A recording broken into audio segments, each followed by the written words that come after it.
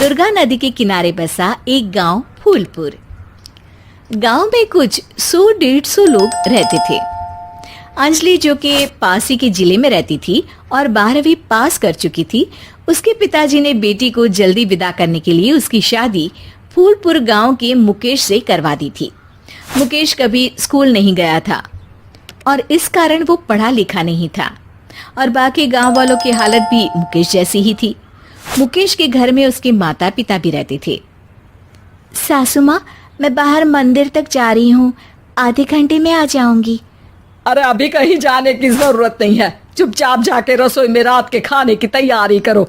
और ये घूंघट क्यों हटा लिया है तुमने?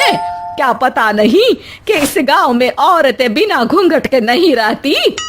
रात में अंजलि छत पर जाकर अपनी मम्मी से बात कर रही होती है।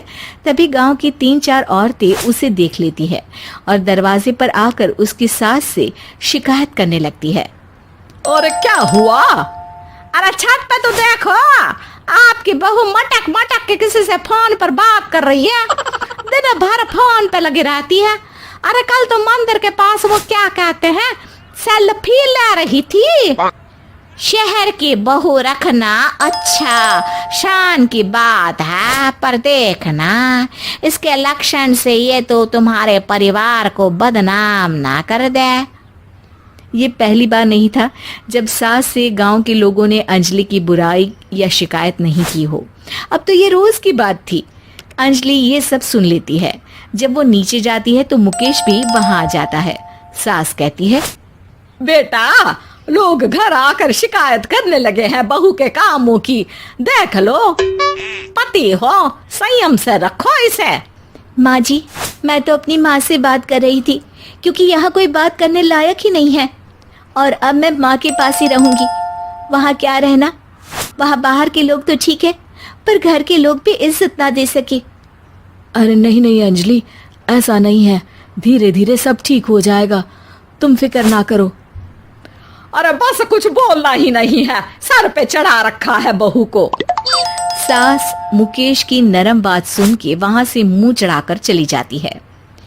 मैं तो कहती हूँ हम दोनों शहर चले जाते हैं।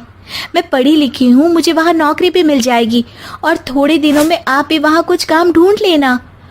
अरे नहीं नहीं अंजलि, हम यहाँ ना गांव का खेत, माँ पिताजी को छोड़कर शहर नहीं जा सकते।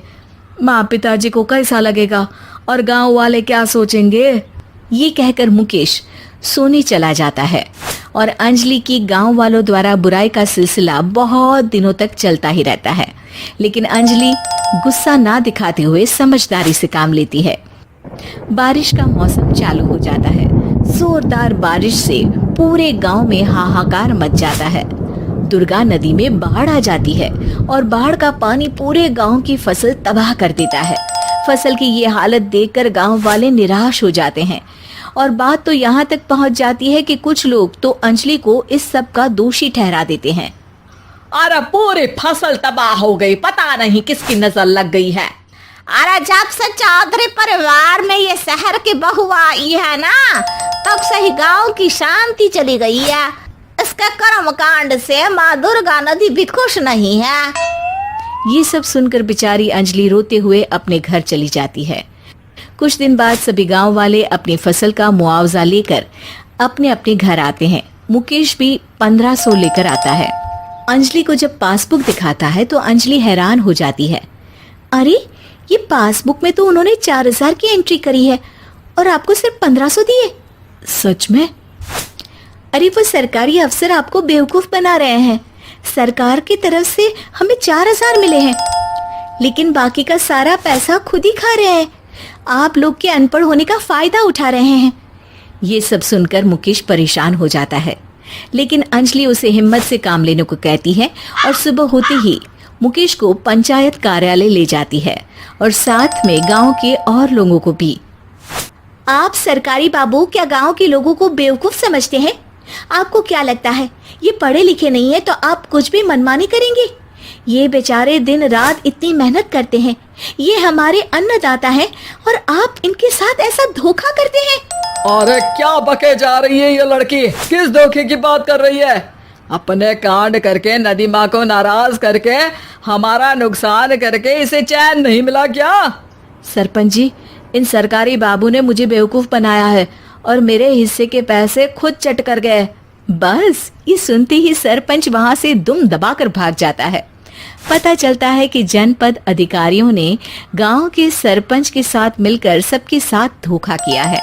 सब लोगों का विरोध शुरू हो जाता है और आखिर में अधिकारी सब गांव वालों के हिस्सों के बचे हुए पैसे उन्हें लौटा देते हैं और कई दिन तक सरपंच गांव में लौटता ही नहीं। अंजलि, तुम नहीं होती तो हम गांव वालों को तो पता ही नहीं चलता कि ये हमें हर बार बेवकूफ बनाते हैं। हाँ हाँ अंजलि बेटी, हमें माफ कर दो। हम सब तुम्हें बुरा भला कहते रहे, लेकिन तुमने ही आज हमें बेवकूफ बनाने से बचाया है। हमें तुम पर गर्व है बेटी।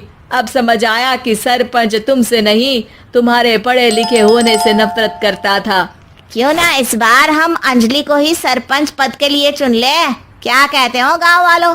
पढ़ी लिखी सरपंच। बस पूरा गांव अंजलि के लिए ताली बजाता है और अंजलि की सास उसे खुशी से गले लगा लेती है। इस वीडियो को लाइक करें, हमारे चैनल को सब्सक्राइब कर बेल आइकन जरूर प्रेस करें हमारी लेटेस्ट वीडियो सबसे पहले देखने के लिए।